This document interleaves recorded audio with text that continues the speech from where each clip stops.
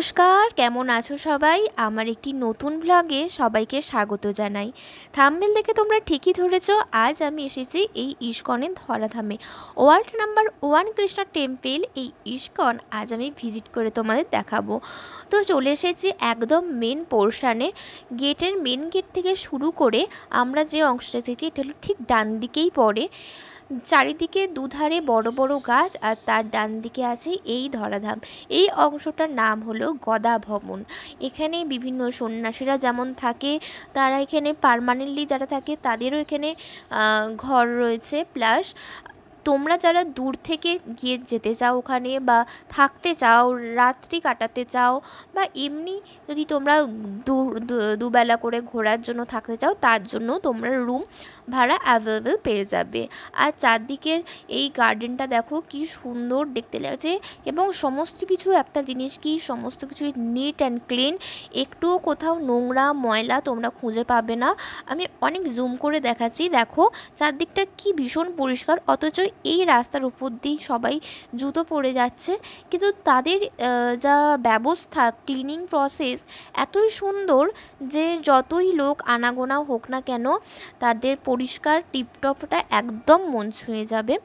এরপর চলে এসেছি হাঁটতে হাঁটতে, ঠিক একটু বেঁকে গেলেই পেয়ে যাব ডান দিকে এই যে স্টলটা যেটা তোমরা দেখতে পেলে, সেখানে মেনলি মেয়েদের জামা কাপড় একটু বেশি আছে। আর বাঁ দিকের শাড়ি দিয়ে ঘুরতে ঘুরতে আবারও পৌঁছে গেছি এই রং বেরঙের ফুলগুলোর কাছে।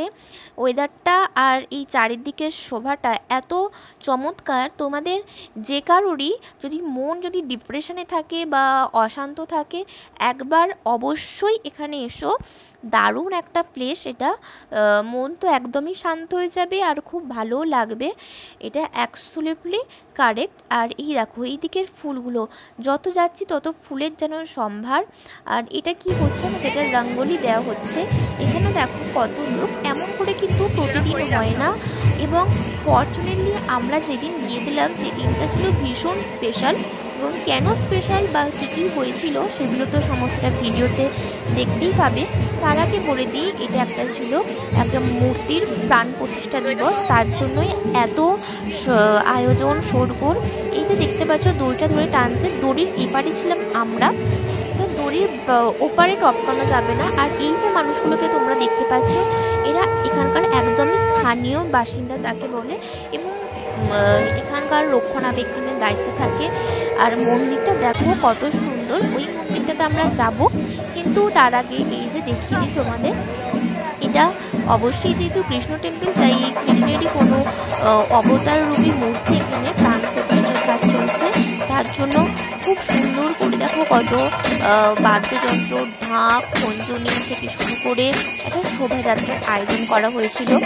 এবং বিভিন্ন কত ব্লগার রয়েছিল জানো তোমরা, প্রচুর বড় বড় মানুষ ছিলেন এখানে।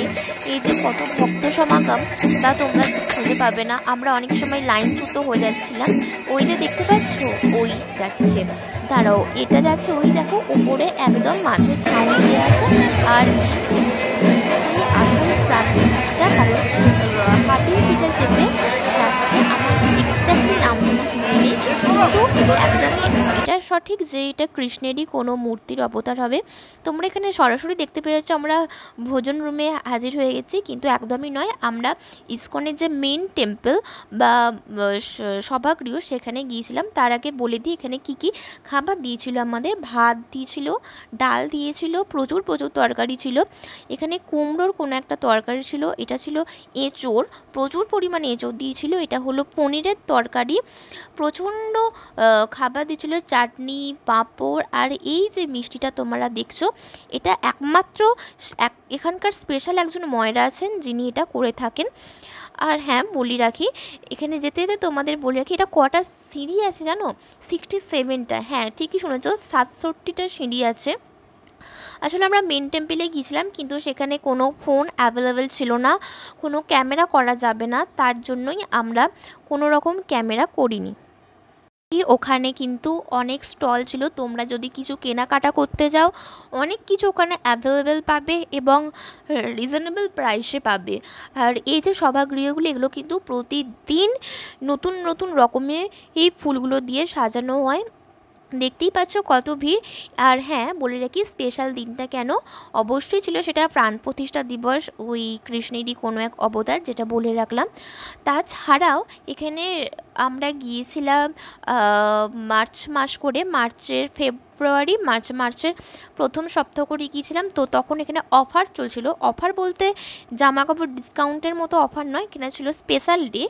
এটা কি অফার বললাম আমি, স্পেশাল ডে ছিল। কত ভিড়, মানে এতই ভিড় যে অনেকে যারা ছোট বাচ্চাদের নিয়ে গেছে তাদের তো একদমই এখানে হাঁটিয়ে নিয়ে যাওয়া যাবেই না। আর এইদিকে ঠাকুরগুলো তোমাদের একটু দর্শন করিয়ে নিই, দেখো প্রচণ্ড ভিড়, তার মধ্যেও আমি অনেক কষ্ট করে ক্যামেরাটা ধরে রেখেছিলাম। আর এখানে অনেকগুলো মূর্তি দেখছো। আর বলে রাখি, যেটা মেন মন্দির ছিল সেখানে কিন্তু যে ঠাকুর অনেকেই জানো না, আমি জানি অনেকেই জানো না বা দেখোনি, কৃষ্ণ সেখানে তার অষ্টসখীকে নিয়ে আসে, এটাই ছিল সেই মন্দিরের বিশেষ আকর্ষণ। সেটা তো মেন, যাকে বললাম প্রধান, একদম প্রধান। সেখানে যা আরতি সম্ভার বা যা গান, একজন মহিলা সাধক মহিলা গান গাইছিলেন। তো তার গান কখনোই গান শেষ হচ্ছে না, কিন্তু একটা কথা একদম সঠিক, কখনোই গান শেষ হচ্ছে না। একজন গান শেষ করলেই পরক্ষণই আরও একজন ধরে যাচ্ছে। আর এই যে সজ্জাগুলো দেখছো ভগবানের, এই সজ্জাগুলো প্রত্যেক দিন এখানে পরিষ্কার করা হয় এবং নতুন নতুন সাজিয়ে তোলা হয়। দারুণ চমৎকার লাগছিল এই অংশটা। দেখো গোটা পোর্শনটা দেখে নাও, কত বড়, কত মূর্তি আছে এখানে। এখানেও আছে ঠিক কৃষ্ণের অষ্টসখী। আর এটা হলো কি জানো, এটা হলো প্ল্যানেট, একদমই তাই। আমরা যে গ্রহ উপগ্রহ বা ছায়াপথ, এগুলো যে আমরা ছোটোবেলায় পড়েছিলাম, আজ যেন তার একটা জলজান্ত মডেল দেখতে পাচ্ছি। এর মাঝে মঙ্গল, বুধ, বৃহস্পতি, পৃথিবী, সমস্ত গ্রহ উপগ্রহ এখানে সুন্দর করে দেখানো হয়েছে। এরপর চলে এলাম এই অংশে। অনেকেই কৃষ্ণের আর এক অবতার সিংহ দেবতার নাম শুনে থাকবে। আর এই গৃহে তারই পূজা অর্চনা এবং নিত্যদিনের সেবা করা হয়। চলো এই নিয়ে তোমাদের একটা দারুণ ইন্টারেস্টিং মাইথোলজিক্যাল গল্প শোনাই। এক সময় হিরণ্যকশিপু নামে এক অসুর ছিল, যিনি প্রচণ্ড তপস্যা করার পর ব্রহ্মার কাছ থেকে এক বর লাভ করেন। তিনি এই আশা বর লাভ করেন যে তাকে জলে, স্থলে, বনে, জঙ্গলে, আকাশে, পাতালে, পৃথিবীর কোনো স্থানে তাকে মারা যাবে না, হত্যা করা যাবে না, এবং কোনো মানব শরীর, নারী তো নয়, কোনো পুরুষের শরীরও, এটা কোনো মানব পুরুষ তাকে হত্যা করতে পারবে না। তখন ব্রহ্মা, ও যেহেতু তপস্যা লাভ করে সিদ্ধি লাভ করেছে হিরণ্যকশিপু, তাই ব্রহ্মা তাকে এই বর দিয়েছিল। হিরণ্যকশিপুর এক ছেলে ছিল যার নাম ছিল প্রহ্লাদ। এই প্রহ্লাদ ছিল কৃষ্ণের প্রচণ্ড ভক্ত, তিনি কৃষ্ণের প্রচণ্ড আরাধনা করতেন। তিনিও কৃষ্ণের আরাধনায় সন্তুষ্ট হন এবং একসময় তার বাবাকে বলেন যে কৃষ্ণ সর্বত্র বিরাজমান, তার দেয়ালে পাতালে সমস্ত জায়গাতেই কৃষ্ণ বিরাজ করে। কিন্তু তার বাবা এই কথা তো মানতে পারেন না। কিন্তু তার ছেলে, অসুরের ছেলে হয়ে জন্মেও কৃষ্ণের ছিল চরম ভক্ত। এবার তার হত্যার সময় এসে দাঁড়িয়েছে। কিন্তু কার হত্যার সময় দাঁড়িয়েছে জানো? প্রহ্লাদের। হ্যাঁ, বাবা তার ছেলেকে হত্যা করতে চাইছে, কারণ সে ছিল তার যে শত্রু, অর্থাৎ কৃষ্ণ তার ভক্ত, তাই তাকে হত্যা করার জন্য। এবং তার আরেকটি বোন ছিল প্রহ্লাদের, অর্থাৎ হিরণ্যকশিপুর দুই সন্তানের নাম আমরা জানতে পাচ্ছি, প্রহ্লাদ এবং হোলিকা। এই হোলিকা তপস্যা লাভ করে সিদ্ধি লাভ করে এবং এই আশীর্বাদ যায় যে তাকে কোনো দিন কেউ আগুনে পুড়িয়ে মারতে পারবে না।